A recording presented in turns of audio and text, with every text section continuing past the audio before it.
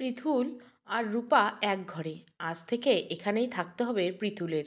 ওর বাবা এটাই নিয়ম করেছে। পৃথুল ভয় পাচ্ছে, ভীষণ রকম ভয়। সে কখনো ভাবেনি তাকে রূপার সাথে এক ঘরে থাকতে হবে। তার বাবা যে এমন কাণ্ড করে বসবেন তাও ভাবেনি। রাতে ঘুমাবার সময় হলো, পৃথুল প্রথম কথা বলল, তাও ভয়ে ভয়ে। সে চাপা স্বরে বলল, শুনুন, আমি আপনার সাথে থাকতে পারবো না। রূপার রাগ উঠল কি না কথাটা শুনে সে বুঝতে পারল না, কিন্তু সঙ্গে সঙ্গে সে বলল, কেন? থাকতে অসুবিধা কি? বিয়ের পর হাজব্যান্ড ওয়াইফ একসাথে থাকলে কি ধর্ম নষ্ট হয়? পিতুল এই কথার কোনো জবাব দিল না। এবার দেখা গেল চুপচাপ বিছানা থেকে উঠে গিয়ে সোজা শুয়ে পড়ল সে মেঝেতে, ফ্লোরের উপর। একটা বালিশ পর্যন্ত চেয়ে নেয়নি। ডান হাতটা বাঁকা করে হাতের উপর মাথার ভার রেখে শুয়েছে। রূপা কিছু বলল না, শুধু রাগ ভরা চোখ নিয়ে দৃশ্যটা দেখে গেল। এবং সবচেয়ে অবাক করা বিষয় হলো, ফ্লোরে শোয়ার 5 থেকে 6 মিনিটের পর বেচারা ঘুমিয়ে হালকা নাক ডাকতে শুরু করলো। রূপা একটু একটু ভয় পাচ্ছে, এই মুহূর্তে যদি ওর শাশুড়ি কিংবা সুফলা আসে, এসে বলে দরজা খুলতে, তখন কেমন হবে? যদি এসে দেখে পৃথুল এখানে শুয়ে আছে মেঝেতে, ফ্লোরের উপর, একটা কাঁথা কিংবা বালিশ নেই তার মাথার নিচে, ওরা তখন তো তাকেই দোষারোপ করবে। রূপা ডাকলো পিথুলকে আস্তে করে। ও গাঢ় ঘুমের ভেতর সে রূপার মিনমিনিয়ে গলার ডাক কিছুই শুনতে পেল না। রূপা যে ভয় পেয়েছিল সেই ভয়টা কেটে গেছে এখন। অনেক রাত হয়ে গেছে, ওরা কেউ আসেনি। সবাই এতক্ষণে ঘুমের তলে গেছে। শুধু ঘুম আসছে না রূপার, তার কী সব যেন চিন্তা হচ্ছে, অদ্ভুত অদ্ভুত চিন্তা। তার কেন যেন মনে হচ্ছে তার জীবন অদ্ভুত এক মানুষের আগমন ঘটবে, যে কিনা তাকে পুরোটাই বদলে দিবে। সেই মানুষ তাকে ভালোবাসবে, আদর করে কাছে ডাকবে, কানের নিচে এসে উঠতে থাকা এলোমেলো চুলে মুঠো করে দূরে সরিয়ে দিয়ে কানের নিচে শক্ত করে কামড়ে ধরবে। ওর এমন হচ্ছে কেন? সারা শরীর কেমন ছটপট করছে। অদ্ভুত সব কল্পনা এসে জেঁকে বসেছে। অদ্ভুত তার আনন্দ হচ্ছে। এই আনন্দ নিয়ে সে ওপাশের জানলাটা খুলল, বিদ্যুৎ চলে গেছে। এবং সবচেয়ে অবাক করার বিষয় হলো, বাইরে তখনও ঝড়। খুব বেশি নয়, সামান্য শীতল হাওয়া দিচ্ছে। তারপর শুরু হলো বৃষ্টি, ঝিরিঝিরি বৃষ্টি। এই বৃষ্টিতে বাইরে হলুদ সড়ক বাতি জ্বলছে। এই আলোতে সে দেখল সুপারি গাছগুলো যেন নুইয়ে পড়েছে ঝরে। তারা কেন যেন হঠাৎ মনে হলো তার ভাবনায় মানুষটির ঠিক এমন হবে। সে এসে তার বুকের কাছে এসে নুইয়ে পড়বে সেই সুপারি গাছগুলোর মতো। তারপর কান পেতে শুনবে তার বুকে জমে থাকা অগণিত বছরের হাহাকার। সেই যে রোহের জগৎ, ওখান থেকে তো এই মানুষটাকে পাওয়ার ব্যাকুলতা আকুলতা তার। রূপা কি মনে করে যেন হাসলো হি হি করে। সেই হাসি এসে শুধু তার কানেই বাজলো। বড় মিষ্টি হাসি, বড় মধুর হাসি, বাঁশির মতো কিন্নর, যে হাসিতে প্রেমিকের প্রাণ জুড়ায়। কিন্তু তার প্রেমিক, সে তো ঘুমাচ্ছে নাক ডেকে ডেকে। তারপর রূপার মনে হলো, না, পিথুল তার প্রেমিক নয়। প্রেমিক মানেই যে স্বামী, এটা ভুল কথা। অন্য কেউ হতে তো প্রেমিক হয়। তার এ জীবনে কোনো প্রেমিক আসেনি, কোনোদিন কি আসবে? ঝড় বৃষ্টির দিকে তাকিয়ে রূপা গান ধরল, রবি ঠাকুরের গান। ওই মালতীলতা দোলে, পিয়াল তরুল কোলে, পূর্ব হাওয়ার মালতীলতা। গান গাইতে গাইতে সে দেখল হঠাৎ বিদ্যুৎ চমকাচ্ছে, এবং সে কি মনে করে যেন ঘরের ভেতরে তাকালো। তখন দেখতে পেল দৃশ্যটা, জড়সড় হয়ে ছোট্ট বাচ্চাদের মতো শুয়ে আছে পৃথুল। কি মায়াবী দেখাচ্ছে ওকে, নিষ্পাপ, যাকে দেখলে আদর করতে ইচ্ছে করে। রূপা চুপি চুপি জানলাটা বন্ধ করে পিতুলের কাছে এলো। তারপর পিতুলের পাশে হাঁটু গেড়ে বসে ওর কপালে একটা চুমু খেলো আলতো করে। পিতুলের সাড়া নেই, সে ঘুমাচ্ছে। এবার আর নাক ডাকছে না, শান্ত হয়ে ঘুমাচ্ছে। রূপার ইচ্ছে হলো ওর উপর লম্বা হয়ে শুয়ে পড়তে। তারপর ওর কালো ভ্রমরের ন্যায় চুলগুলোকে দুহাত দিয়ে মুঠো মুঠো করে ধরতে। এতে তো আর পাপ হবে না, ধর্ম অশুদ্ধ হয়ে যাবে না। পিতুল তো তারই, তার নিজের মানুষ। সে আজ পিতুলের সব দুঃখ, সব যন্ত্রণা, কষ্ট, বুকের ভিতর লুকিয়ে থাকা কান্না, সব কিছু দূর করে দিবে। কান্নায় ভার হয়ে থাকা ঠোঁট থেকে তার গোলাপ রাঙা ঠোঁট দিয়ে শুষে নিবে ঠোঁটের কষ্ট। ভার হয়ে থাকা বুকের সাথে কদম পাগড়ির মতো নিজের বুক মিশিয়ে তাড়িয়ে দিবে বুকের যন্ত্রণা। চোখের পাতায় গাঢ় ঘন নিঃশ্বাস ফেলে উড়িয়ে দিবে সব সুখ। রূপা তাই করল। তাই প্রথমে পৃথুল একপাশে শুয়ে পড়ল, তারপর একটা হাত তুলে দিল ওর গায়ে। পৃথুল নড়ল না। এরপর একটা পা এগিয়ে দিল। পৃথুল নিতর, শুধু শ্বাস নিচ্ছে। তারপর ওর উপর নিজের সবটা ভর তোলে। যেই না মুঠো করে ভ্রমর কালো চুলের জমিনে হাত বুলাবে, ঠিক তখনই ও চিৎকার করে উঠল, কে কে কে, এই কে? রূপা দ্রুত ওর মুখটা চেপে ধরল।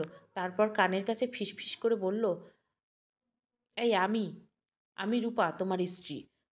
পৃথুল ওকে দুহাত দিয়ে এমনভাবে ধাক্কা দিল যে রূপা গিয়ে এক্কেবারে ছিটকে পড়ল অনেকটা দূরে। পড়ে গিয়ে সামান্য ব্যথাও পেল। পৃথুল দ্রুত উঠে গিয়ে সুইচ টিপে লাইট জ্বালিয়ে দিল। রূপার কাপড় এলোমেলো তখন। গায়ে সামান্য ব্যথা পেয়েছে আর লজ্জা। সে নিজেকে নিজেই ধিক্কার দিচ্ছে। ছি, সে মেয়ে হয়ে কিভাবে আগ বাড়িয়ে ওর কাছে গিয়ে এসব করে বসলো। এতে পৃথুল কি ভেবেছে কে জানে। ওকে ভাবলো, খারাপ ভাবলো কি না। এরপর দেখা গেল পৃথুল সে রাতে আর ঘুমাচ্ছে না। ফ্লোরে বসে খাটের সাথে হেলান দিয়ে আছে। উদাস মনে উপরের দিকে তাকিয়েছে। কি যেন ভাবছে আপন মনে। লুপাল লজ্জা আড়ষ্ট করে বিছানায় শুয়ে পড়ল। তাকিয়ে পাশে আছে ও পাশে চোখ বন্ধ করে। এবার চোখ খুলতে লজ্জা পাচ্ছে সে। নিজেকে নিজেই বারবার বলছে, বেশরম মেয়ে কোথাকার। লজ্জা সরম বলতে একটুও। একটা ঘুমন্ত মানুষের সাথে কেউ এমন করে। সে রাত কেটে গেল পৃথুলের ঘর থেকে বেরিয়ে যায়। এমনিতে সে বাইরে যায় না খুব একটা, কারণ তার বন্ধু বান্ধব নাই বললেই চলে। বিদেশ ভুঁইয়ে বড় হয়েছে, দেশে বন্ধু না থাকারই কথা। কিন্তু আজ এভাবে কোনো কিছু না বলে বাইরে যাওয়ার রূপার মনে ভয় ধরে। সে বুঝতে পারে তার উপর রাগ করেই চলে গেল কি না। পৃথুল বাইরে যাওয়া আর সুযোগ নিয়ে সুফলা আসে রূপার কাছে। রূপা তখনও শুয়ে আছে। মাথা থেকে ওই চিন্তা কিছুতেই নামছে না। তাছাড়া রাতেও ঘুম হয়নি। সুফলাকে আসতে দেখে রূপা উঠে বসলো বিছানার উপর। সুফলা এসেই মিষ্টি করে হাসলো। হেসে বিছানায় একপাশে বসতে বসতে বলল, কী খবর তোমাদের বলো তো। এবার খুশি তো তুমি? ভাই তো ঘরে এলো। নিজের মানুষ নিজের কাছে এলো। রূপা ভাবছে এটা বলবে কি বলবে না। ওই যে রাতের বিষয়টা। কিন্তু কি মনে করে যেন চুপ রইল। সুফলা নিজেই জিজ্ঞাসা করলো, পিতুল তোমার কাছে এসেছিল? রূপা মিনমিন গলা বলল, না আপু। রূপা হাসলো, বলল, তুমি জোর করবে, ইশারা করে কাছে ডাকবে। রূপা লজ্জা শরম ভুলে গিয়ে বলেই ফেলবো, কাল রাতে কি ঘটেছে আর কি কি সে করেছে। সুফলা শুনি বলল, সাহসী মেয়ে, তুমি পারবে। ওর মন তুমি জয় করতে পারবে। এক কাজ করো, তোমার ফোন দাও, লক খুলে দাও। রূপা তার মোবাইলের ফোন সুফলার হাতে দিল। সুফলা সেই ফোন শেয়ার করে দিল কি যেন, সম্ভবত ভিডিও। ভিডিও দিয়ে বলল, এগুলো পিতলকে নিয়ে দেখাবে। বিয়ের পর এগুলো সব হাজব্যান্ড ওয়াইফ দেখে, এতে মোহব্বত বাড়ে। রূপা ভাবলো কোনো ওয়াজ নসিহত হবে হয়তো, নয়তো ভালো কিছু কথা, যেখানে প্রেমের বিষয়, সম্পর্কের বিষয় আছে, সুন্দর সংসারের বিষয় আছে। কিন্তু সুফলা চলে যাওয়ার পর মোবাইল ফাইল ওপেন করতে চমকে উঠলো। এসব কি, কি নোংরা মহিলা। ঘেন্নায় ওর বমি এসে যাচ্ছে। সেই সঙ্গে ভিডিওগুলো ডিলিট করলো। তারপর রাগে দুঃখে ক্ষোভে কেঁদে ফেললো। এক সপ্তাহ হলো ওরা এক খাটে থাকে। একজন খাটে আর একজন ফ্লোরে নয়, দুজনেই খাটে। দুজন দুই দিকে ঘুমায়। ওদের মাঝখানে দেওয়াল তুলে থাকে একটা কোল বালিশ। ওদের দুজনের কেউ সেই বালিশ ডিঙোয় না। একজন লজ্জা এবং ভয়ে, অন্যজন কারণটা গোপন। এর মধ্যে পিতুলের বাবা চলে যাওয়ার তারিখ ঘনিয়ে এলো। আগামীকাল তিনি চলে যাবেন। এই এক সপ্তাহে তিনি রূপার সবচেয়ে কাছের মানুষ হয়ে উঠেছেন। রূপা তার সাথে কত কথা বলতো। এই মানুষটা ভীষণ অমায়িক। এক এক গল্প করে তাকে হাসিয়ে ফেলে, আবার কখনো কাঁদিয়ে ফেলে। রূপা মাঝে মাঝে মানুষটার মুখের দিকে তাকায়। মুখে কিছুটা বয়সের ছাপ পড়েছে। বয়সের ছাপ পড়া এই মুখে মায়া আর মায়া। রূপার এবার শুধু কান্না পায়। যখন মনে পড়ে তার শ্বশুর কাল চলে যাবে, তখন সে মনের অজান্তে হু হু করে কেঁদে ওঠে। চোখের পাতা ভিজিয়ে ফেলে লবণ মাখা জলে। পেলব গাল তার ভেসে যায় যেন। সেভাবে এই বাড়িতে কিভাবে বাকি জীবনটা পার করবে। এখানে যে তার ভালো লাগার কিংবা তাকে বোঝার আর কেউ নেই। পিতুলের বাবা চলে যাওয়ার পরের দিন ভোর সকালে শ্বশুরকে বিদায় দিতে গিয়ে রূপার খুব কষ্ট হয়। তার কেবল মনে হতে থাকে এই বাড়িতে থাকতে এখন তার কষ্ট হবে, ভীষণ কষ্ট হবে। চলে যাওয়ার সময় রূপার মাথায় হাত বুলিয়ে দেয় তার শ্বশুর। হাত বুলিয়ে দিতে দিতে বলে, মা, আমি অল্প কয়দিন পর ফিরে আসব। এখন আমার যেতেই হবে, না গেলে চাকরিটা হারাতে হবে। তারপর গাড়ির দিকে এগিয়ে গিয়ে আবার থামেন তিনি। পেছন ফিরে ডাকেন রূপাকে। রূপা এগিয়ে যায় তার শ্বশুর বাবার কাছে। ওর শ্বশুর তখন ওর কাছে একরকম ফিসফিস করে বলে, আমি যে কদিন পর ফিরে আসব এটা যেন কেউ না জানে। মেয়ে, ঠিক আছে। রূপা বলল, কেউ জানবে না। তারপর ওর শ্বশুর আবার বলল, আমি রোজ ফোন করবো কেমন। রূপা কান্না ভেজায় বলল, আচ্ছা বাবা, সাবধানে যাবেন, সাবধানে। পিতুলের বাবা মৃদু হাসলেন, তারপর বললেন, সাবধানে যাব মা, চিন্তা করো না। বাবা চলে যাওয়ার পর পিতুল তার পুরনো ঘরে ফিরে গেল। তার মনের ভয়টা এবার কাটলো পুরোপুরি। যাক, বাঁচা গেল। বাবা যাওয়াতে এই ঘরটা সে ছাড়তে পারলো আর বাঁচতে পারলো রূপার কবল থেকে। সেদিন তো ও মরেইতেই বসেছিল। মেয়েটা ডাইনির মতো ওর গায়ের উপর শুয়ে পড়ল। ওর তখন মনে হয়েছিল, এই বুঝি রুহুটা উড়াল দিয়ে অচিন দেশে। ভাগ্যিস গায়ে বল আছে, নয়তো ওর থেকে কি করে বাঁচত। পিতুলের বাবা চলে যাওয়ার পর থেকে লায়লা বেগমের মাথায় বাজ পড়ল। সে একটা হিসাব কিছুতেই মেলাতে পারছে না। দুদিনের পরিচয়ে পিতুলের বাবা রূপার এতটা আপন হয়ে গেল কি করে? যাওয়ার সময় এই দুজন যা করলো, যেন এরা বাপ মেয়ে। এটা না হলে অন্য কিছু। যেন জোর পাখি একাকী চলে যাচ্ছে বলে অন্যটির ডানা খসে গেছে। সুফলতা এখানে আছে, ওর সাথে তো বাড়তি দুটো কথা বললো না যাওয়ার সময়। নাকি নিজের মেয়ের চেয়ে পরের মেয়ের প্রতি দরদ বেশি হয়ে গেল? এসব তিনি একেবারে সহ্য করতে পারেন না। যত সব আদিক্ষেতা। রূপার মন খারাপ গেল সারাদিন। ওদিন আবার পিথুলও ঘরে নতুন বসতি গড়েছে। কাঁথা বালিশ নিয়ে গেছে একটু আগে। রূপা ভয়ে ভয়ে জিজ্ঞাসা করলো, এগুলো এখান থেকে নিয়ে যাচ্ছেন কেন? পিথুল কোনো উত্তর দেয়নি। সন্ধ্যাবেলা সে তার মাকে ফোন দিল। ফোন দিয়ে কেঁদে কেটে বলল, মা, আমার এখানে ভালো লাগছে না। আর বাবাও চলে গেছেন আজ। এখন তো সমস্যা নেই, আমি বাড়িতে আসবো। তুমি মাকে একটু ফোন দিয়ে বলো। রূপার মা ধীর কণ্ঠে বলল, আচ্ছা, আমি কথা বলে দেখছি কি হয়, বলে ফোন কেটে দিলেন তিনি। তারপর ফোন করলেন লায়লা বেগমের সাথে। লায়লা বেগম তখন এমনিতেই রেগে আছে রূপার প্রতি। সে তখন সোজা বলল, আপনার কথায় তো আমি চলি না। তাই আপনার কথায় আমার ছেলের বউকে নাইয়রে পাঠাবো না। কখন নাইয়র করার সময় হবে তা আমি বুঝবো। ঈদের আগে সে যেতে পারবে না, বুঝেছেন? রূপার মা বলল, আচ্ছা আপা। এই মহিলার স্বভাবটাই এমন। তার ভাবনাটা এমন। শাশুড়ি ধনী বিত্তশালী, তাকে রাগানো উচিত হবে না। তার কথায় কথায় থাকলে বরং মঙ্গল হবে। মেয়ে তার আদর পাবে, সেও বাড়তি একটু সম্মান পাবে। এরপর তিনি রূপাকে ফোন দিয়ে বলেন, উনি না করেছেন। তত অতদিন তো ধৈর্য ধরে থাকিস মা। আর কয়টা দিন থাক, ঈদ তো এসেই যাবে। রূপা কিছু বলল না। রাগে দুঃখে ক্ষোভে এসে ঝট করে ফোনটা কেটে দিল। তারপর সে রাত তার কেঁদে কাটল। তাকে কাঁদতে দেখে তার শাশুড়ি ভাবল সে কাঁদছে তার শ্বশুরের জন্য, এবং এসব নাক কান্না দেখে তার পিত্তি জ্বলে উঠল। সে রাতে সে সুফলার সাথে বলল, সুফলা রে, মাইয়ের ভাব তো ভালা না। সুফলারও রাগ রূপার প্রতি। এই মেয়ে তার বাবার কাছ থেকে তার ভালোবাসার জায়গাটা কেড়ে নিয়েছে। সে বলল, মা, ভেবেছিলাম ও শান্ত প্রকৃতির, কিন্তু এখন দেখি কাল নাগিনী। লায়লা রাগে ফুসফুস করতে করতে বলল, ছেলের বউ রাখতে পারবো না দেখা এখন তার বাপের বউ রাখবো? ছি ছি। এই জন্য তো বলি, যে লোক আমারে কোনোদিন কালো মুখে কথা বলেনি, সেই লোক আমারে তুই তুকারি করে গালে চড় দেয়। থুক করে একদলা থুতু জানলা দিয়ে ফেলে দিল লায়লা। তারপর আবার বলতে শুরু করলো। বলল, লক্ষণ ভালো না। এই লক্ষণ বড় খারাপ লক্ষণ। সুফলা তার মায়ের কথায় যোগ দিল। সে বলল, হ মা, খুব খারাপ লক্ষণ। পরদিন বিকালবেলা রূপার ফোন এলো। পিতুলের বাবা ফোন করেছে। তাকে যে সবার আগে ফোনটা করেছে ব্যাপারটা তা না। এর আগে লায়লার ফোনে ফোন করেছে, লায়লার ফোন বন্ধ জানাচ্ছিল, হয়তো বা নেটওয়ার্কের সমস্যা। এরপর পিতুলকে ফোন দিল। পিতুলের সাথে কথা হয়েছে, কিন্তু পিতুল এমন ধাঁচের মানুষ না যে সে নিজে শুধু জানলো ওর যে বাবা পৌঁছে গেছে, আর এটা বাকি কাউকে জানানোর প্রয়োজন মনে করল না সে। এরপর তিনি ফোন দিলেন রূপাকে। রূপা ফোন রিসিভ করলেটাই বললেন, বাবা কেমন আছেন? পিতুলের বাবা বললেন, ভালো আছি মা, তুমি কেমন আছো? ভালো না বাবা। ওমা, কি হয়েছে মা? আপনার জন্য খারাপ লাগছে, ভীষণ খারাপ লাগছে। পিতুলের বাবা বললেন, এক কাজ করো মা, তুমি বাড়ি থেকে কদিন থেকে এসো, মন ঠিক হয়ে যাবে। রূপা খুশি হলো, কিন্তু সে তো মনমরা হয়ে বলল, মা তো বলেছেন ঈদের পর যেতে। না, তুমি কালকেই যাবে। পিতুল তোমায় নিয়ে যাবে, আমি ওর মাকে বলে দিচ্ছি। রূপা খুশিতে আত্মহারা হয়ে বলল, আচ্ছা বাবা। তারপর পিতুলের বাবা বাড়িতে যেভাবে রোজ একটা করে সুন্দর সুন্দর গল্প বলতেন, তার কাছে ঠিক ফোনেও একটা গল্প বললেন, মজার গল্প। গল্প শুনে হাসতে হাসতে ভেঙে পড়ল রূপা। এদিকে ব্যাপারটা চোখে পড়ল সুফলার। ও গিয়ে তৎক্ষণাৎ ওর মাকে ডেকে নিয়ে এলো। তারপর বলল, দেখো মা, 1 ঘন্টা ধরে বাবার সাথে কথা বলছে। লায়লা বেগমের মাথা যেন সঙ্গে সঙ্গে গরম হয়ে উঠল। সে রাগে ফুঁসতে ফুঁসতে মেয়ের কাছে বলল, এসব কী রে মা, এসব কী? তোর বাপ ওখানে গিয়ে পৌঁছে আমাদের কাউকে একটা কল দেয়নি, অথচ এই মেয়ের সাথে ঘন্টার পর ঘন্টা কথা বলছে। কি অত সব কথা ওদের? আর এই মেয়ে কথা বলতে বলতে এমন বেহায়ার মতো হাসছে কেন? বেশরম মেয়ে কোথাকার। সুফলা আস্তে আস্তে বলল, কেবল শুরু, সামনে আরও অনেক কিছু দেখতে পাবে। এটা হলো পরকীয়া। পরকীয়ার কোনো বয়স নেই, কোনো সম্পর্ক বাদ বিচার করে নেই। লায়লা বেগম শরীরে এবার আগুন ধরে গেল। সে গলা ছেড়ে চেঁচিয়ে নাকি ঘর থেকে ঘাড় ধরে সতীন দূর করবে, সেই চিন্তায় মশগুল হলো।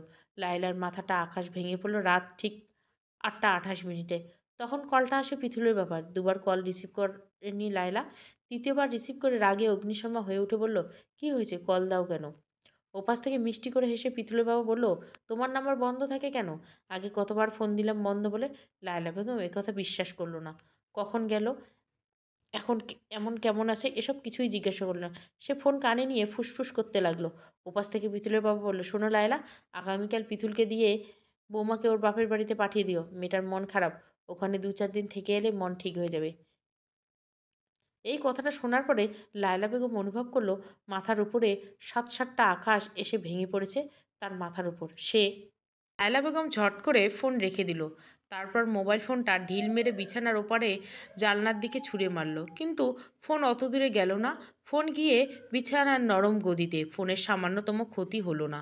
সে এখন শরীরে আগুন ধরে যাওয়ার মতো মানুষের মতো হাঁসফাঁস করছে, কান্নাকাটি করছে, পাগলের মতো আচরণ করছে একাই একাই নিজের সাথে নিজে। সুফলা এতক্ষণ মেয়েকে খিচুড়ি খাওয়াচ্ছিল।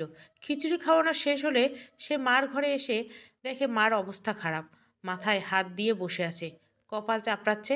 সুফলা চমকে গিয়ে বলল, কি হয়েছে মা? লায়লা বেগম কেঁদে ফেলল, জর্জর করে বলল, ও মা, মারে সব শেষ। এই কালনাগিনী আমার বাড়ি এসে সব ধ্বংস করে দিল, আমার সংসারটা নষ্ট করলো। সুফলা এখনও কিছু বোঝে ওঠেনি। মা আবার নতুন কোনো তথ্য পেল না তো এই বিষয়ে, তাই তার মাকে জিজ্ঞাসা করলো, বলল, কেন, আবার কি হলো? লায়লা বেগম বলল, তোর বাপ ফোন দিয়েছিল আমায়। আধো কান্না ভেজা গলায় কথাটা বলল লায়লা। সুফলা বলল, ফোন দিয়ে কি বলল? ওই কালনাগিনীর কথাই বলল। সুফলা আশ্চর্য, একেবারে চূড়ান্ত পর্যায়ে গিয়ে পৌঁছলো। তবে কি এসব সত্যি? বাবা নিজের মুখে মাকে বলে দিল? সুফলা বলল, কি কি কি বলেছে? কি চায় বাবা এখন? কি চায় সেটা কি আমার বলছে? সুফলা এবার রাগ পেল।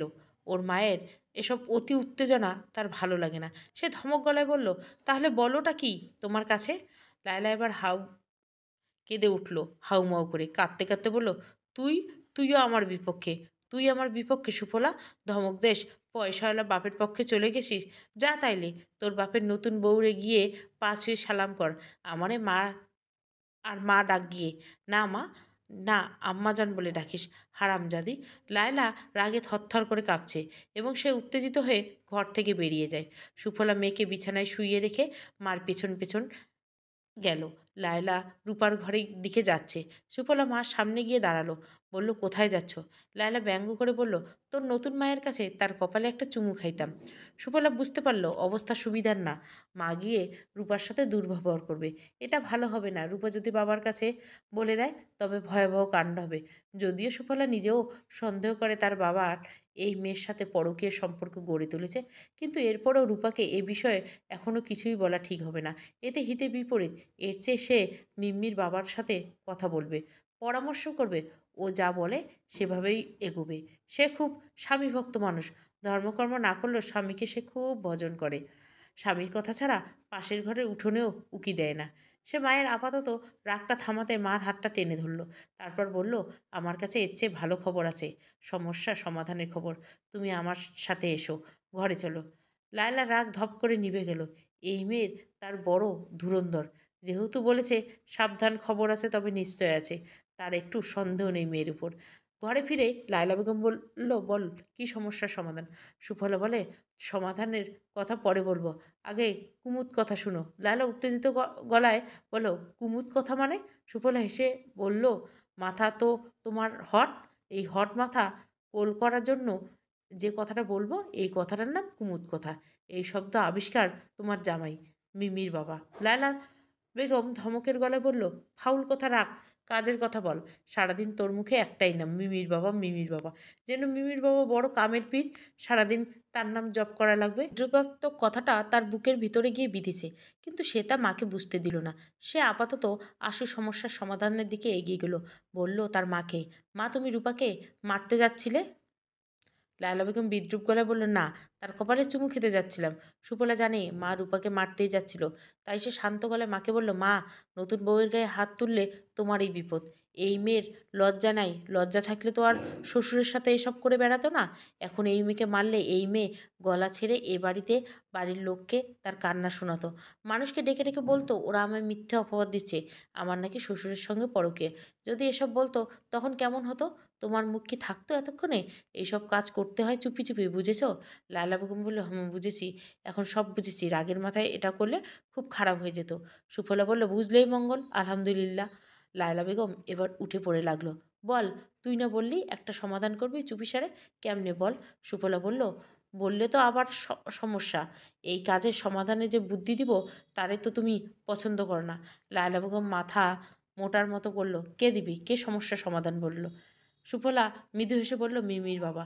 লায়লা বেগম মুখ কালো হয়ে গেল, কিন্তু সে আর কিছু বলল না। সুফলা নিমির বাবাকে ফোন দিয়ে বলল সব কিছু।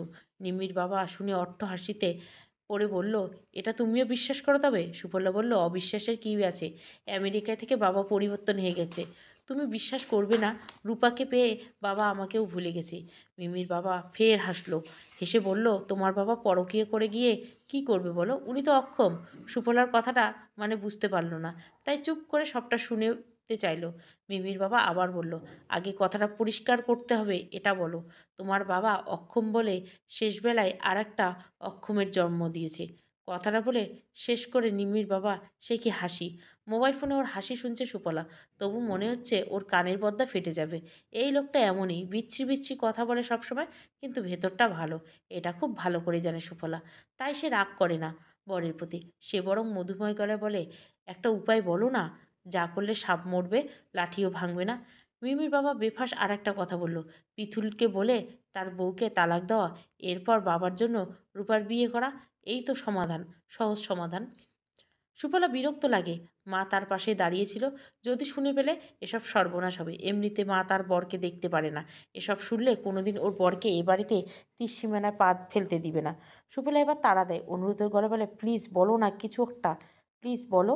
নিমির বাবা এবার বলে, একটা ছেলে আছে তার হাতে, খুব পটু, এই ছেলেকে দিয়েই কাজ করাবে সে। সুফলা মিমির বাবার বলল, রূপার ফোন নাম্বারটা দিতে, বাকিটা ও দেখবে। সুফলা খুশি হয়ে টেক্সট করে রূপার ফোন নাম্বার পাঠিয়ে দিয়েছে সঙ্গে সঙ্গে, কিন্তু এতে লায়লা বেগম মোটেও সন্তুষ্ট নয়। নিম্মির বাবার কি করতে যাচ্ছে সে কিছুই বুঝতে পারতেছে না। এতে উল্টে তার বিপদ হবে না তো? মান সম্মান রক্ষা হবে তো? দুশ্চিন্তায় পড়ে গেল লায়লা, এবং মনে মনে তখন সে রূপার মৃত্যু কামনা করলো। ওর জন্য এসব হয়েছে, ওই মূল ডাইনি, তার ইচ্ছে করছে ওই ডাইনির কুপিয়ে পিস পিস করে ফেলতে। পরের দিন সকালবেলা অদ্ভুত আচরণ করলো লায়লা বেগম, রূপার সাথে আপন মেয়ের মতো কথা বলল, মা, আমি তোমাকে বেড়াতে নিয়ে যাব, 3-4 দিন থাকবো ওখানে, কোনো কাজ সমস্যা নেই, আজ দুপুরেই যাব। রূপা বলল না করে বলে ফেললো, পিতুল যাবে না মা?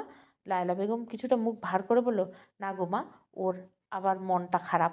ওই মেয়েটা কালকে নাকি স্বপ্নে দেখেছে, ওই মেয়ে তাকে বিশ্বাসঘাতক ডেকেছে স্বপ্নে, এরপর থেকে তার মন খারাপ। রূপা আশাহত হলো, তার ভাগ্যে বোধহয় স্বামী সোহাগ লেখা নেই। সে মনে মনে ঠিক করলো ধৈর্য ধরবে, ধৈর্য না ধরে বা কী করবে, বিয়ে তো আর রোজ দিন হয় না। তাছাড়া এবারে মানুষগুলো কত ভালো, তার শ্বশুর যেন তার নিজের বাবা, শাশুড়ি যেন তার নিজের মা, আর সুফলাও কত ভালো, পিতুলও মানুষ ভালো। কিন্তু ওর সে আসলে সমস্যাটা কি? ওই মেয়ের সাথে সম্পর্কের বিষয়ে যদি সত্যি হয়, তবে এই মেয়ে থেকে কবে বেরিয়ে আসবে পিতুল, রূপা জানে না। রূপা রওনা হবার আগে আরেকবার ফোন দিল মিমির বাবা। সুফলা তখন ওদের ব্যাগ গুছিয়ে দিচ্ছিল। বরের কল আসায় সে ঘর থেকে বেরিয়ে গেল। এই সময় তাকে একটা চক্রান্তের বিষয় সব খুলে বলল তার বর। বলল, তুমি এক্ষুনি রূপার হাত থেকে ওর ফোনটা চেয়ে নিবে, বলবে তোমার ফোনের ব্যালেন্স শেষ, তুমি আমার কাছে একটা মিস কল দিবে ওর ফোন দিয়ে, এই কথা বলে ফোন দিয়ে একটা মেসেজ দিবে এই নাম্বারে, আমি বলছি তুমি ফোন উঠিয়ে নাও নাম্বারটা। রূপা নাম্বারটা সংগ্রহ করলো, তারপর বলল, কি মেসেজ দিব? ওরবার বলল, লিখবে, আমি আজ ঠিক 1:30টায় তোমার সাথে দেখা করব মিনময়ী পার্কের সামনে, তুমি পার্কের সামনে থাকবে, আমার সাথে থাকবে আমার শাশুড়ি, আমরা রিক্সা করে যাব, তুমি আমাদের দেখেই রিক্সা থামাবে, তারপর পরিচিত হবে তুমি আমার মামাতো ভাই। সুফলা বলল, কিছুই বুঝলাম না। মিমির বাবা বলল, বুঝতে হবে না, মাকে বিষয়টা বলবে, যখন ওই ছেলে দেখা করতে আসে তখন মা যেন ওই ছেলের পথেই হাঁটে, মানে ওই ছেলে যা বলে তাই বিশ্বাস করে, তারপর বাকিটা তোমরা বুঝতে পারবে। আমার আর হেল্প রাখবে না, সাপও তোমাদের লাঠি দিয়ে মারতে হবে না, সাপ এসে তোমার বাবাই মারবে তার নিজের লাঠি দিয়ে। সুফলা সব বুঝতে পারলো এবার, জলের মতো সব কিছু পরিষ্কার হয়ে গেছে। সে ঘরে এলো, নিম্মির বাবা যা যা বললো তাই করলো, মেসেজ সেন্ড করে আবার ডিলিট করে দিল। এখান থেকে ওদের নোংরা খেলাটা এখান থেকে শুরু। লায়লা বেগম আজ খুব আনন্দিত, তার মুখ হাসি হাসি, সে জানে আজ তার চরম শত্রু বধ হবে, সে মুক্তি পাবে এক বিষাক্ত কালনাগিনের হাত থেকে। তার কথা হলো, এই ছেলে যখন তাদের সামনে আসবে আর ওসব কথা বলবে রূপাকে নিয়ে, তখন সে রূপার দুগালে দুটো চড় বসিয়ে দিবে। তারপর ওর মুখের উপর একদলা থুতু ছিটিয়ে দিয়ে বলবে, দূর হয়ে যা কাল নাগিনী, দূর হয়ে যা, দূরে গিয়ে নিজের মায়ের মাথা খা। ওরা ঘর থেকে বেরিয়েছে। বারান্দায় নামার পার্কিং করে রাখা গাড়িতে গিয়ে রূপা এগিয়ে যেতে লায়লা বলল, গাড়ি নিয়ে যাওয়া যাবে না মা, ড্রাইভার ছুটিতে আছে, ওর স্ত্রীর অসুখ, সে তার স্ত্রীকে নিয়ে হাসপাতালে আছে। রূপা স্বাভাবিকভাবে বলল, তাহলে কিভাবে যাবেন মা, রিক্সা করে, সমস্যা হবে তোমার? রূপা আনন্দমাখায় গলা বলল, না মা, একদম না। রূপা রিক্সা চড়তে খুব ভালোবাসে। লায়লা বেগম মৃদু হাসলো আর মনে মনে বলল, আজ তোরে রিক্সায় জীবনের শেষ চড়াবো। বাসার মেইন গেট থেকে সরু রাস্তায়, এই রাস্তা তেমন একটা রিক্সা পাওয়া যায় না। এই এলাকায় ধনী মানুষের এলাকা, এই এলাকায় গরিবদের বসবাস নেই বললেও চলে। তাই কেউ আর রিক্সা, ভ্যান কিংবা অটোতে চড়ে না। সবার নিজস্ব গাড়ি আছে, গাড়ি না থাকলেও অন্তত মোটরসাইকেল, বাইক হলেও আছে। ওরা হাঁটছে। রূপা ভীষণ উৎফুল্ল, তার বড় ভালো লাগছে। লায়লা বেগম ওকে জিজ্ঞাসা করলো, কোন দিক দিয়ে যাবা? মদিনা মসজিদের সামনে রোড দিয়ে, না মিনময়ী পার্কের সামনে দিয়ে? রূপা বলল, রিক্সা দিয়ে গেলে মিনময়ী পার্কের সামনে দিয়ে যাওয়া ভালো, এদিকে খুব একটা বড় গাড়ি চলে না, ঝামেলা কম, রিক্সা দিয়ে সহজেই যাওয়া যাবে। লায়লা মনে মনে আবার বলল, ফকির নিচ্ছি তো, এই জন্যই এইসব খুব ভালো বোঝে। রিক্সার ভাবে হেলিকপ্টার, কোন রোডে গেলে আয় কেমন, ভাড়া কত বাঁচে, সব বোঝে। যাও, আজকে যাও, নষ্টামির স্বাদ মিটবে তোমার। মনে মনে নিজের কথাগুলি আউড়িয়ে নিজেকেই শোনাতে লাগলো। এতে আনন্দ আছে, সে আনন্দ উপভোগ করেছে। বড় রাস্তার কাছে এসে লায়লা বেগম রিক্সা ডাকলো। রিক্সা এসে চড়ে বসলো। চলো। মিনময়ী পার্কের সামনে রোড দিয়ে দেবনাথপুর যাবে। রিক্সাওয়ালা হেসে বলল, জি খালা আম্মা। এর মাঝে কথা উঠল রূপা। সে তার শাশুড়িকে বলল, মা, ভাড়াটা ঠিক করে নিলে ভালো হতো না? ভাড়া ঠিক না করে গেলে ওরা যা ইচ্ছে হয় তাই চেয়ে নেয়।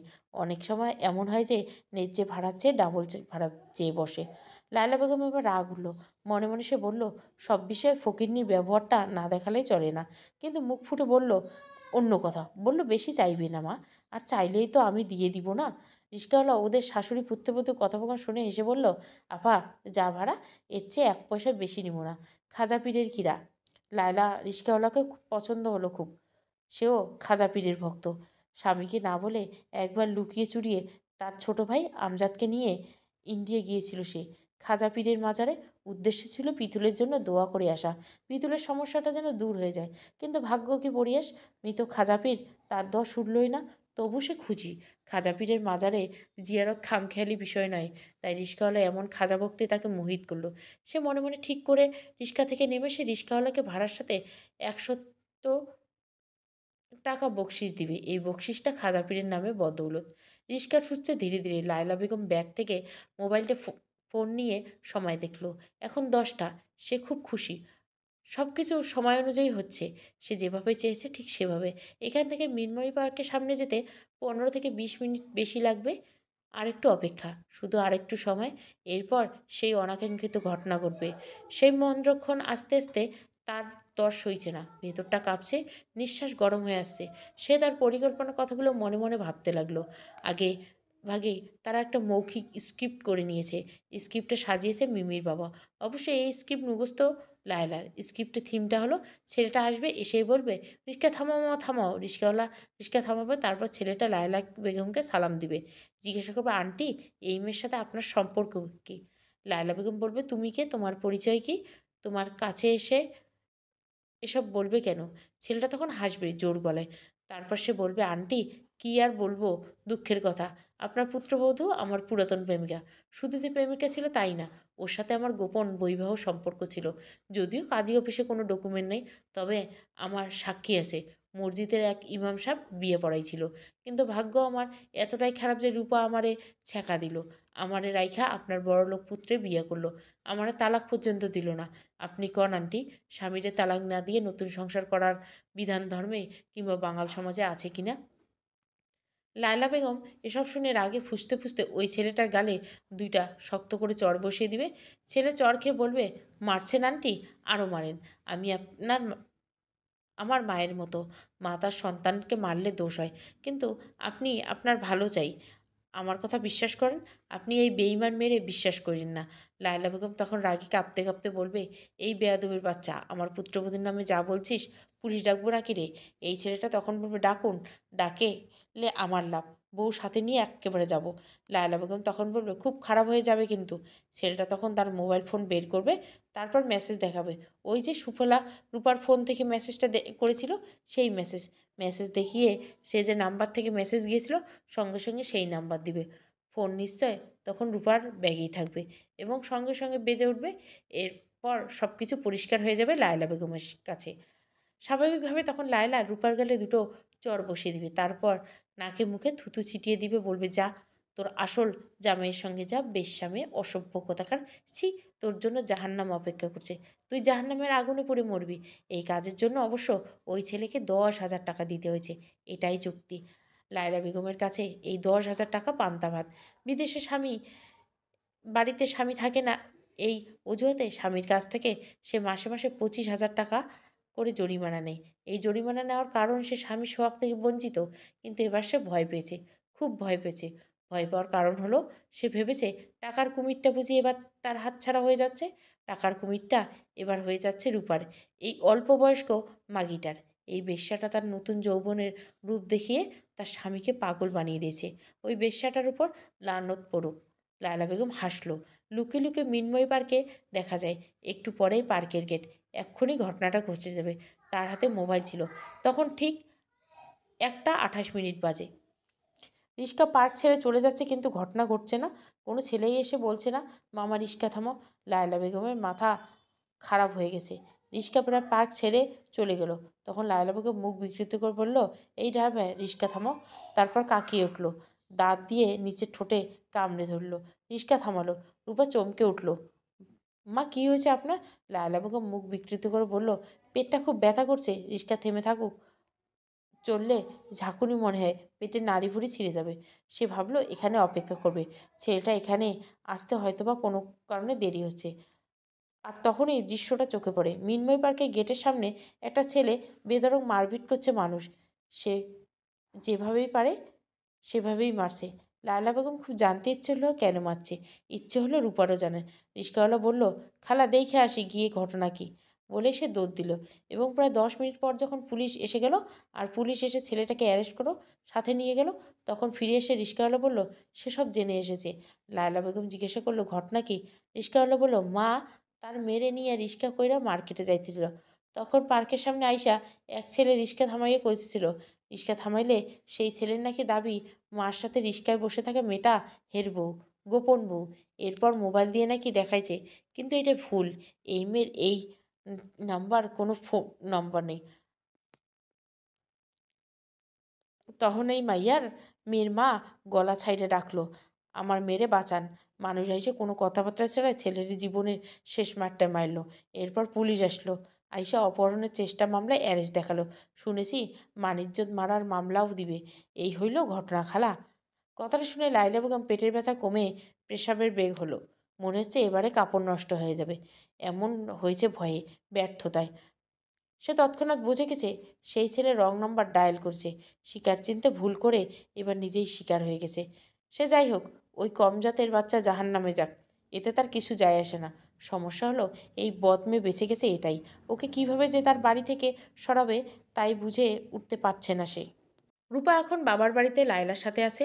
সে কথা দিয়েছিল 3-4 দিন থাকবে, কিন্তু এখানে আসার পরের দিনে গন্ডগোল বেঁধে দিল। সুফলা ফোন দিয়ে তাকে ভয়ঙ্কর সংবাদ দিল, বলল মিমির বাবা অ্যারেস্ট হয়েছে। ওই ছেলে মিমির বাবার নাম বলে দিয়েছে, অপহরণ চক্রান্তের মূল হোতা হিসাবে তাকে অ্যারেস্ট করেছে। সুফলা লায়লার কাছে ফোন দিয়ে প্রথমে কেঁদেছে, এরপর ইচ্ছা মতো বকাবকি উঠছে। বলেছে, তোমার জন্য শুধু এই পরিস্থিতি। মিমির বাবার কিছু হলে তোমারে আমি ছাড়বো না। আমি আদালতে গিয়ে বলবো এর মূল হোতা তুমি। তুমি এই নাটক সাজিয়েছিলে। সুফলা কম বলেছে তার মায়ের কাছে। আসলে সে নিজেও জানে না তার স্বামী যে কত বড় বিপদের মুখে পড়েছে। মিমির বাবা ঠিক করা ওই ছেলেটা যে মেয়েকে রূপার মনে করে ওসব অপবাদ দিয়েছিল, সেই মেয়ে সামান্য কারো মেয়ে নয়। সেই মেয়ে স্থানীয় মেয়রের ভাতিজি। এছাড়া মেয়ের বড় ভাই বর্তমান ক্ষমতাসীন দলের বড় পদে অধিষ্ঠিত। তার কথায় শহরের লোকজন কান ধরে উঠবোস করে। ওদের মতো পরিবারে কারো রিক্সা করে যাওয়ার কথা না কোথাও, কিন্তু ওই মেয়েরও রূপার মতো রিক্সা পছন্দ। সে তার মারকে নিয়ে মার্কেটে যাবে বলে রিক্সা করে বেরোলো আর শখ করে শাড়ি পরলো। মিমির বাবার ঠিক করা ছেলেটা জল ভেবে তরল হয়ে থাকা উত্তপ্ত সিসায় হাত দিয়ে বসলো। এবার তার পরিণামটা কতটা ভয়াবহ টের পাবে। লায়লা মেয়ের সাথে কথাটা বলার পর থেকে ভয়ে ততস্থ হয়ে আছে। তার মাথায় কোনো বুদ্ধি আসছে না। আসলে কি করতে গিয়ে কি করে ফেলেছে ওরা কিছুই বুঝতে পারছে না। এখানে থাকা সত্ত্বেও এখন সম্ভব না। নিমির বাবা অ্যারেস্ট হয়েছে। সুফলা এ বিষয়ে চিন্তিত। মেয়েটা একা কি করছে না করছে কে জানে। এসব যখন ভাবছিল ঠিক তখনই আবার ফোন করে সুফলা। ফোন করে বলে, মা, আমি আমার শ্বশুরবাড়িতে চলে এসেছি। তুমি আজ বাসায় চলে এসো। তারপর বাসা থেকে এখানে চলে আসবে আমার শ্বশুরবাড়িতে। লায়লা বেগম বলল, আচ্ছা। লায়লা বেগম ফোনটা কেটে দিয়ে অস্থির হলো। সে ভাবলো এখানে সত্যিটা বলবে কিনা। তারপর বলেই দিল। যদিও একটু ঘুরিয়ে পেঁচিয়ে বলছে। সে রূপার মায়ের কাছে বলল, আমার মেজো মেয়ের হাজব্যান্ডের একটা মিথ্যে মামলায় অ্যারেস্ট হয়েছে। এক্ষুনি আমাদের চলে যেতে হবে। রূপা কথাটা শুনে আঁতকে উঠল। সে কাঁপা কাঁপা গলায় বলল, মিমির বাবা? লায়লা বেগম বলল, হ্যাঁ মা, এক্ষুনি যাওয়ার জন্য প্রস্তুতি নাও। আমি ড্রাইভারকে ফোন করেছি, এক্ষুনি এসে পৌঁছে যাবে। রূপা সব কিছু দ্রুত করছে। এখানে 3-4 দিন থাকার ইচ্ছেটাও মরে গেল একেবারে। তার সহজ সরল মন তো আর জানে না নিমির বাবা তাকে নিয়ে এক ভয়ানক চক্রান্ত করেছিল। জানে না বলে সে মনে মনে মিমির বাবার জন্য দোয়া করতে লাগলো। বলতে লাগলো, আল্লাহ, মিথ্যে মামলায় এই মানুষটিকে তুমি জেলের ভিতরে কষ্ট দিও না। বাসায় পৌঁছে যাওয়ার পর ঘটে গেল আর এক কাণ্ড। যে ছেলে কখনো কথাই বলে না, সেই ছেলে আজ রেগেমেগে আগুন হয়। তার মাকে অনেকগুলো কথা বলে ফেললো। সেই ছেলেটি আর কেউ না, পিতুল। পিতুল তার মাকে বলল, মেজো আপু কি বলে গেল এসব? লায়লা বেগম অবাক হয়ে গেল। কি? তুমি নাকি রূপার চরিত্র হনন করার জন্য লোক ভাড়া করেছিলে? তোমার জন্যই নাকি আজ নিমির বাবা জেল খাটতে হয়েছে? লায়লা বেগম কি উত্তর করবে বুঝতে পারছে না। রূপা অবশ্য এখানে নেই, তবুও তার ভয় হচ্ছে। সব কিছু এলোমেলো হয়ে গেছে। কি যে হবে সে কিছুই বুঝতে পারছে না। ওদিকে তাকে এক্ষুনি নিমিদের বাড়ি যেতে হবে। মেয়ের স্বামী জেল হেফাজত, ওরা এত বড় বিপদে, আর সে না গেলে কেমন দেখায়। লায়লা বেগম চুপ করে থাকতে দেখে পিতুল বলল, আমি সব শুনেছি, সব। নিমির মা বলেছে, বাবাকে নিয়ে যা শুনেছি আমি তার বাবার কাছেই জিজ্ঞাসা করব, তার কাছ থেকে এর জবাব নেব। লায়লা বেগম মাথা ঘুরছে লাঠি মেরে। এ কি ভয়াবহ কাণ্ড! সে যে পথে পা ফেলেছে সেই পথে মিলিয়ে যাচ্ছে অদৃশ্য এক রাক্ষসের মুখে। কেন মনে হচ্ছে? আর সুফলাটাই অতটা ভালো সেজে গেল কিভাবে? সে কি সুফলাকে একবারের জন্য বলেছিল তোর জামাইকে বল বুদ্ধি দিতে? বরং সে নিজের থেকেই তো নিমির বাবার সাথে কথা বলেছে। এখন সব দোষ তার কাঁধে এসেছে কেন? লায়লা বেগম ছেলের সাথে তণ্ডাটায় জড়ালো না। রূপাকে বলল, মা, তুমি রান্না বান্না করে খেয়ে নিও, আমি ওদের বাসায় যাই। দ্রুত আসার চেষ্টা করব ওখান থেকে বলে লায়লা বেগম মেয়ের বাড়ির উদ্দেশ্যে গেল। রূপা তার শ্বশুরের সাথে কথা বলছে, তাড়াতাড়ি এসে যেন যেতে হলো বলে মন খারাপ কিনা জিজ্ঞাসা করছে তার শ্বশুর। সে বলছে না। নিমির বাবা বিপদে আছে, অ্যারেস্ট হয়েছে। অ্যারেস্টের খবর অবশ্য পিতুলের বাবাকে আর কেউ জানায়নি। রূপার কাছ থেকে শুনে তিনি শুধু এটাই বললেন, এই ছেলে এমনিতে ক্রিমিনাল টাইপের। তুমি জানো না ওই ছেলে কতটা পরেশান করেছে অতীতে আমায়। আজ এটা কাল ওটা বলে আমার কাছ থেকে 35 লক্ষ টাকা যৌতুক নিয়েছে। খুব চতুর টাইপের ছেলে। টাকা না দিলে উপায় ছিল না। এমনভাবে চাইতো যেন ভিক্ষে চাইছে। এবার কদিন খাটুক, আমি জানি এমনি এমনি তাকে কেউ জেলে নিয়ে ভরেনি। তবুও রূপা আফসোস করলো, বাবা, এটা মিথ্যে। দুলাভাই খুব ভালো মানুষ, আর আপনার কাছে হয়তোবা প্রয়োজনের জন্য টাকা নিত। তারপর পিথুলের বাবা জিজ্ঞাসা করলো পিথুল সম্পর্কে। পিথুলের আচরণ কেমন, তার সাথে কেমন আচরণ করে, তাকে সময় দেয় কিনা এসব। রূপা সব কিছু ভালো উত্তর দিয়েছে, অথচ পিতুলে এ পর্যন্ত তার সাথে কোনো কথা পর্যন্ত বলেনি। সামনে পর্যন্ত পড়ে না তার। আড়াল থেকে রূপার সব কথাই শুনেছে পিতুল, এবং সে অবাক। রূপা তার সম্পর্কে কত ভালো ভালো কথা বলছে। তাছাড়া তার বোন জামাই সম্পর্কেও ভালো কথা বলেছে, অথচ এই লোকটা তাকে ফাঁসাতে চক্রান্ত করেছিল। আর সবচেয়ে আশ্চর্যের ব্যাপার, এই জন্য যে রূপা তার বাবার সাথে যে কথাগুলো বলেছে ফোনে, এই কথাগুলো সত্যিকারের বাপ বেটির সুসম্পর্কের কথোপকথন। পিতুল অবশ্য আগেও সন্দেহ করেনি ওদের, সুফলার কাছ থেকে শুনিও না। তবু সে আড়াল থেকে কথাগুলো শুনল এমনিতেই। কথাগুলো শোনার পর রূপার প্রতি তার মমতা বহুগুণ বেড়ে গেল। লায়লা বেগম মিম্মিদের বাড়িতে শাশুড়ির জায়গা থেকে শোক প্রকাশ করতে গিয়ে ভয়াবহ বিপদে পড়ে গেল। ওদের ঘরে গিয়ে উঠতেই মিম্মির দাদি সরাসরি অপমান করলো লায়লাকে। চিৎকার করে বলল, আপনার অকম্মার ছেলের জন্য আমার সহজ সরল ছেলের নিয়ে আপনি বিপদে ফেলেছেন। এর পরিমাণ আপনি টের পাবেন। আমার ছেলের যদি একটু ক্ষতি হয় তবে আপনার মেয়ের এখান থেকে সাথে নিয়ে যেতে হবে। না, মা মেয়ে এমনি এমনি বিদায় করব না, গলায় জুতোর মালা দিয়েই তবে বিদায় হব। লায়লা বেগমের মুখে তালা তার মেয়ে সুফলার।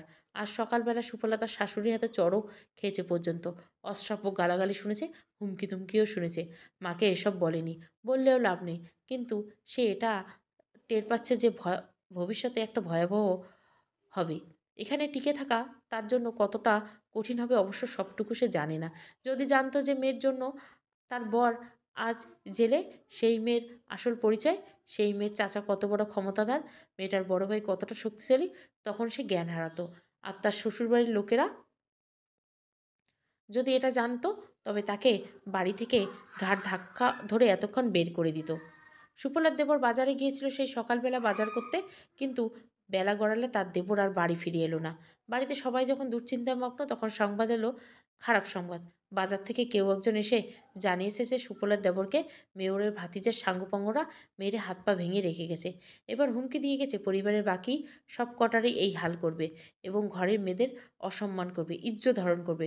শোনে ভয়ে ওদের প্রাণ যায়। সুফলা ওদের দেবরের কথা ভুলে গিয়ে সবাই মিলে দূরের আত্মীয় স্বজনদের বাড়িতে গিয়ে গা ঢাকা দিতেই রাতেই রওনা হয়ে গেল।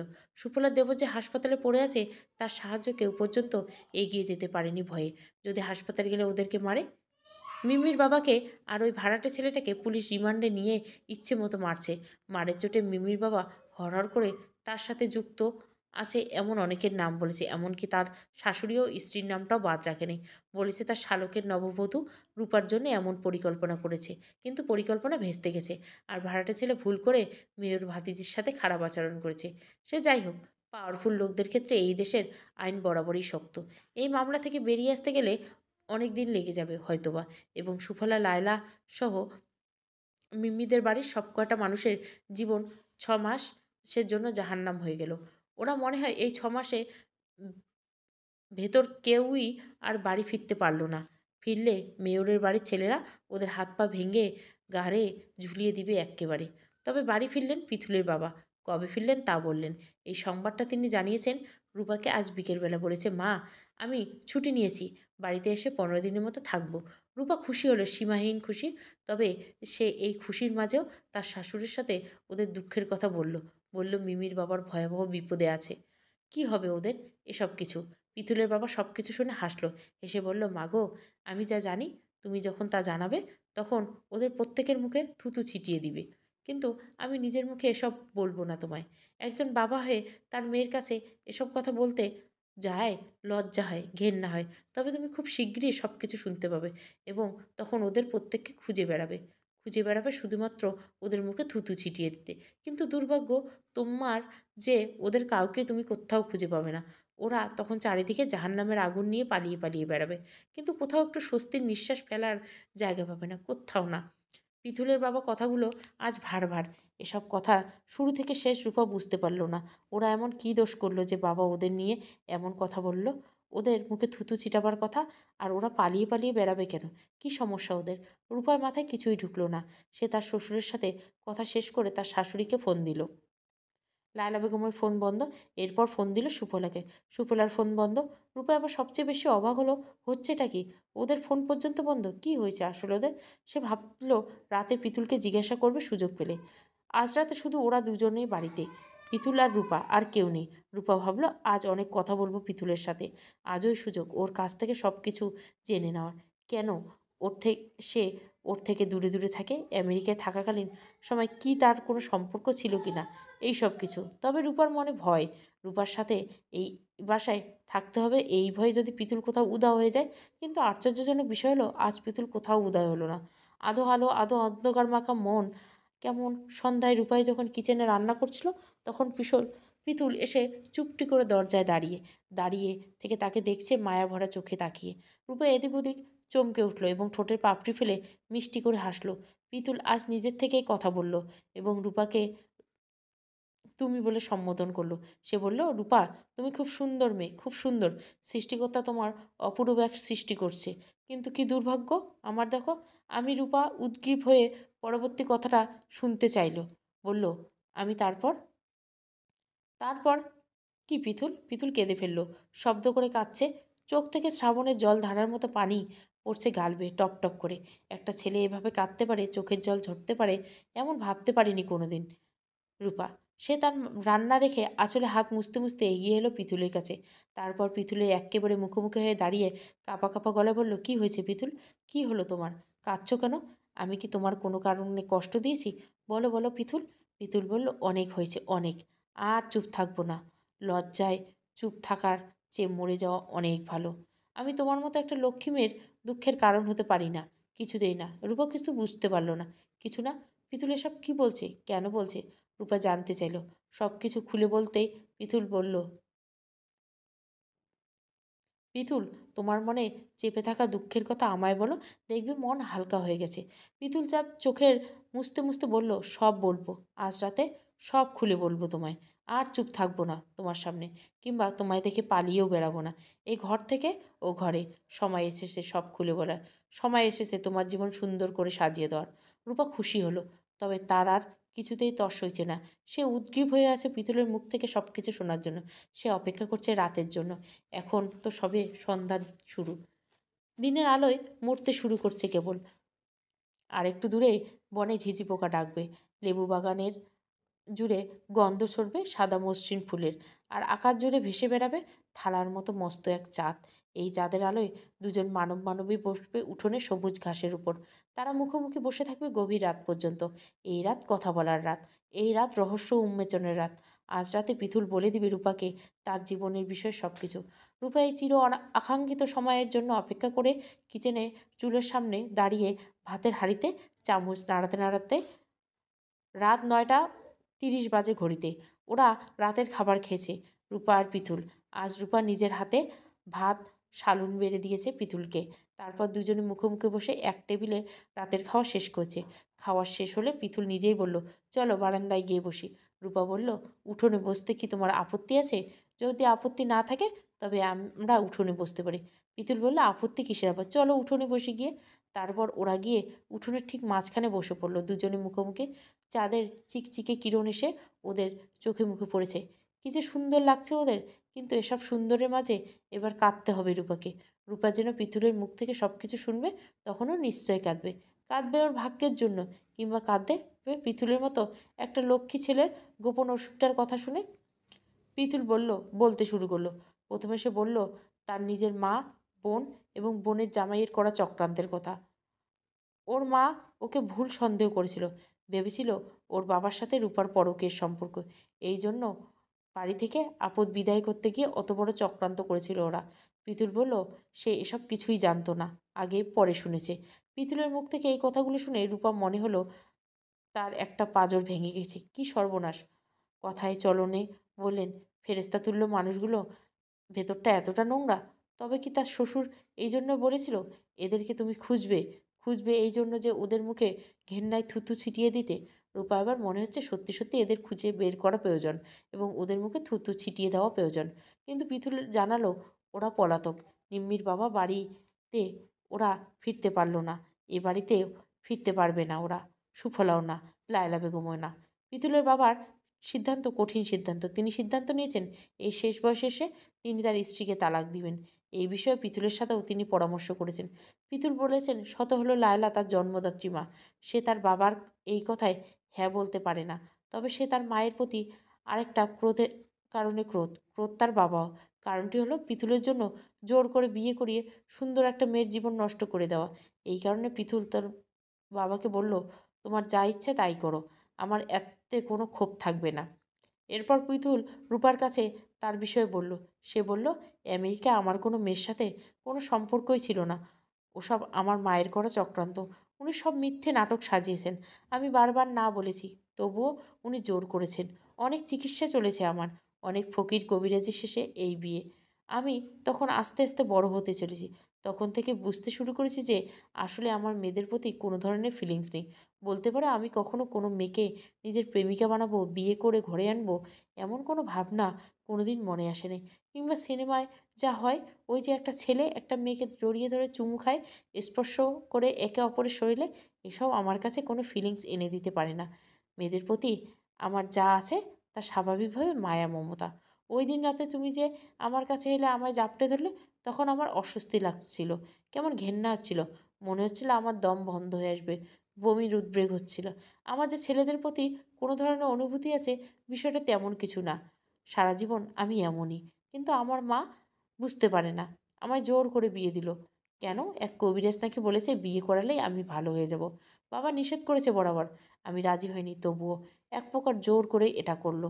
আমি না বলেছি অনেকবার, কিন্তু এর বেশি কিছু করার ছিল না। স্বাভাবিক লজ্জা বলে আমি একটা কথা আছে, আমি পারিনি রূপা, আমি পারিনি।